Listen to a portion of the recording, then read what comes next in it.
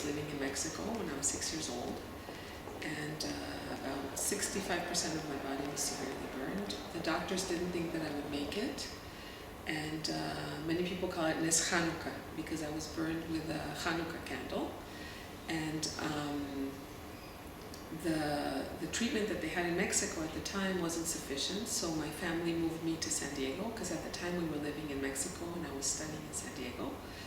And I was treated there, and then I was flown to the first ever burn hospital in the world, which was in Texas. And that's where I learned a lot about childcare and how important the alternative, the other things that are done in the hospital are for the well-being of the child. That's where I learned how important playrooms are, and gifts, and wishes, and volunteers, because the staff of the hospital gives wonderful care to help the physical aspect of the child. But a child has to want to live, and has to want to move on and get past the pain. And unfortunately, when you're in a hospital, you're under very serious conditions.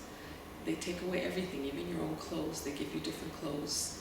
People come into your room all the time and do treatments on you, and it's a whole different world. So when we started the foundation, when we started Amutat Yeladim Shelanu, Helen had heard about my stories and what I had undergone, and she heard that I did something very similar, because when I was in university, I created a burn unit in Mexico. So she said, I want you to do something similar here in our hospital when we build it. And so I asked a few friends of mine from the neighborhood that were with me in the VAD. I was in the VAD of my son Ron. And I started, I guess, about 5 friends from the neighborhood. And then a few more friends joined. And we started Amuta, and I still remember how we came up with the name Yeladim Shelanu. We tried all sorts of different words, different names. And we liked Yeladim Shelanu because we realized that all children are our children, not just our personal children, but as a community, it is our responsibility to take care of all the children, not just of Israel, but of the world if we can, because they're the future. We started the WISH program and the gifting program. I remember when I first went to the hospital, I was 6 years old when I got burned. And I remember one of the volunteers came up to me with a little teddy bear, a doobie. And this doobie stayed with me. I was in the hospital for a year. Altogether I underwent 50 operations, and many of them the first year I was there. And this doobie was with me for the whole time I was there. I got very attached to this doobie. So this was very important to me, that every child that comes to the hospital get a gift. That every child that comes to the hospital be received with a smile, with love and affection. And that was one of the most important things when we started Amutat Yeladim Shelanu, was that our role be not only giving gifts but support. We also have volunteers that sit next to the bed of the child, so the parents can go out for lunch, can go out with their friends. We give pretty much everything that the parent or the family needs. The hospital staff knows, and they call us, they call Amuta, and we're there. So in addition to the medications and the treatments, joy and laughter and games and playing are very important. And that's one of the reasons that we created this room. I went to Los Angeles, I saw the work they were doing there with the Starlight Center there. I was very impressed with the research they had done there.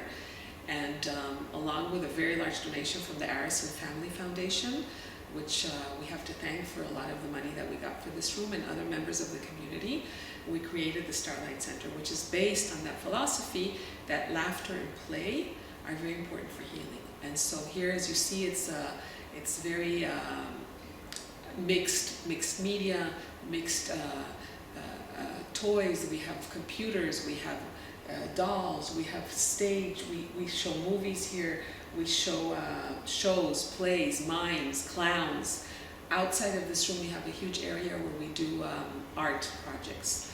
So we combine everything that's creative and fun for the children. We play games to get that laughter, to get that feeling that they're not in a hospital.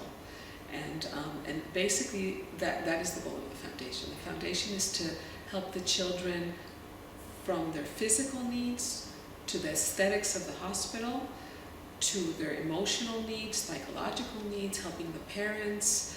You met one of the Jelologs today, one of the medical clowns that comes. We support that project. We support the medical clowns in the ER. Everything that we feel the child and the family need in order to be better, in order to heal, that is where we see our place. We treat here everyone from Christians to Buddhists to Jews to Muslims.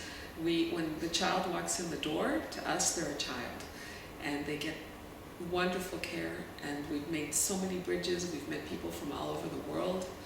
You saw that today when we walked around the departments. There's people from all over the world, and everyone becomes friends. It's one of the things that really warms my heart when I come here, is that you see religious people with Muslims, with the Buddhists, with Christians. They're all sharing food and stories, and everyone's helping each other's children and telling stories about them and taking care of each other's children. And it really is like a big family.